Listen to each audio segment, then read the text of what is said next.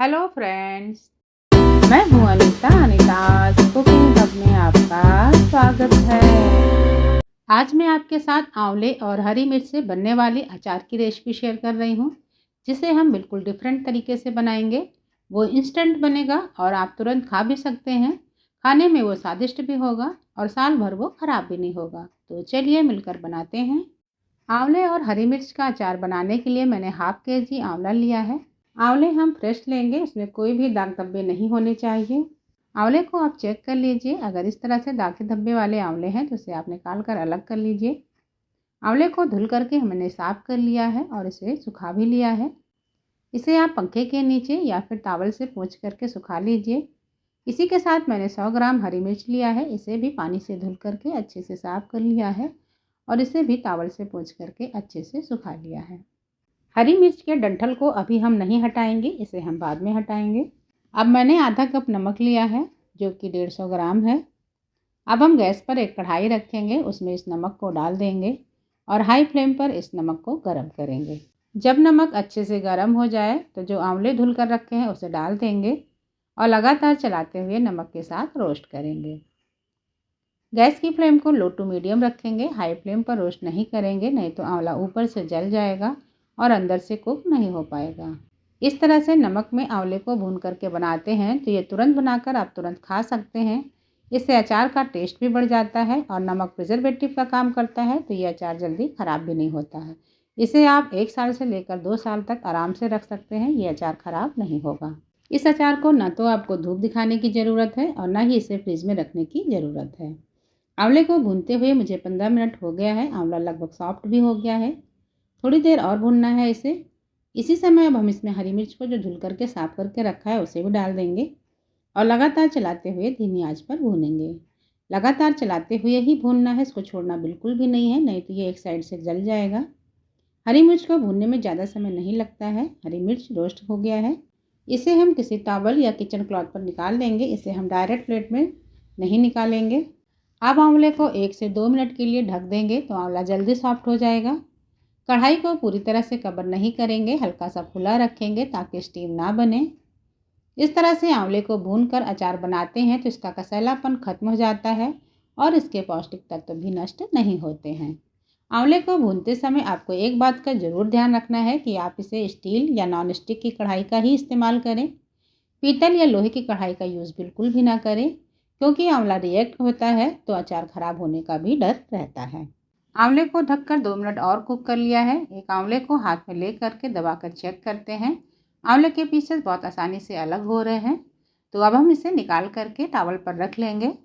आंवले को direct plate में नहीं निकालेंगे, टॉवल या किचन क्लॉथ पर निकालेंगे ताकि आंवले और मिर्च में मॉइस्चर ना आए। अब इसे हल्का सा ठंडा होने देंगे। अब ये जो नमक है इसे आपको फेंकना नहीं है। जब भी आपको कुछ बेक करना हो या रोस्ट करना हो तो आप इसका इस्तेमाल कर सकते हैं। इसे हम डिब्बे में भर के रख लेंगे। जब तक आंवला ठंडा हो रहा है, अचार के लिए मसाला तैयार कर लेते हैं। उसके लिए कढ़ाई में 2 बड़े चम्मच साबुत धनिया डालेंगे, 2 बड़े चम्मच सौंफ डालेंगे, 1 बड़ा चम्मच राई या काली सरसों लेंगे, जो भी आपके पास है। 1 बड़ा चम्मच पीली सरसों लेंगे। अगर आपके पास दोनों में से सिर्फ एक ही चीज़ है तो आप उसे 2 बड़े चम्मच ले लें। आधा चम्मच मेथी लेंगे, मेथी ज़्यादा नहीं डालेंगे, नहीं तो ये कड़वा कर जाएगा। अब इसे धीमी आंच पर चलाते हुए रोस्ट करेंगे। धीमी आंच पर रोस्ट करेंगे तो मसाले का अरोमा बना रहेगा। तेज आंच पर भूनेंगे तो मसाले जल जाएंगे। जब मसाले से खुशबू आने लगे तो गैस को ऑफ कर देंगे और थोड़ी देर तक मसाले को चलाते रहेंगे ताकि मसाले कढ़ाई से जले नहीं। मसाले को दूसरे बर्तन में ट्रांसफ़र कर लेंगे और इसको ठंडा होने के लिए रख देंगे। जब तक मसाला ठंडा हो रहा है, आंवला भी अब ठंडा हो गया है, तो इसको भी चेक कर लेते हैं। आंवले को अब कपड़े से पोंछ लेंगे ताकि जो नमक लगा है वो हट जाए। अब आंवले को हाथ से दबाकर उसके बीज को निकाल कर अलग रख लेंगे। हरी मिर्च के डंठल को भी अलग कर लेंगे। इस तरह से हरी मिर्च के डंठल और आंवले के बीज को अलग करके प्लेट में रख लिया है। अब आप इसे चाकू से कट कर लें या फिर चॉपर में डालकर चॉप कर लें।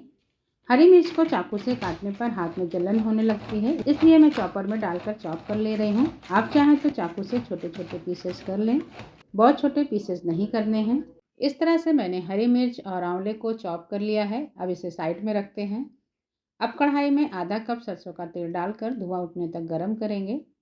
उसके बाद गैस को ऑफ करके तेल को थोड़ा सा ठंडा होने देंगे।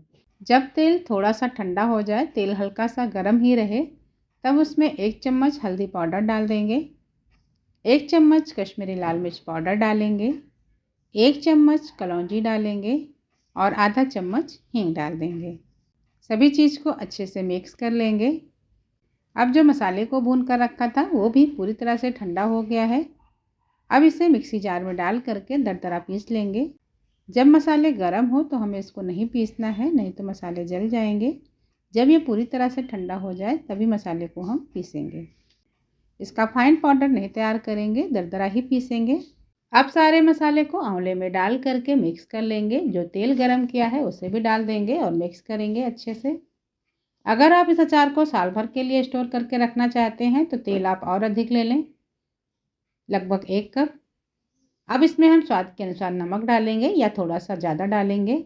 मैंने यहाँ पर 1.5 चम्मच नमक डाला है, आप 1.5 चम्मच से लेकर के 2 चम्मच तक डाल सकते हैं।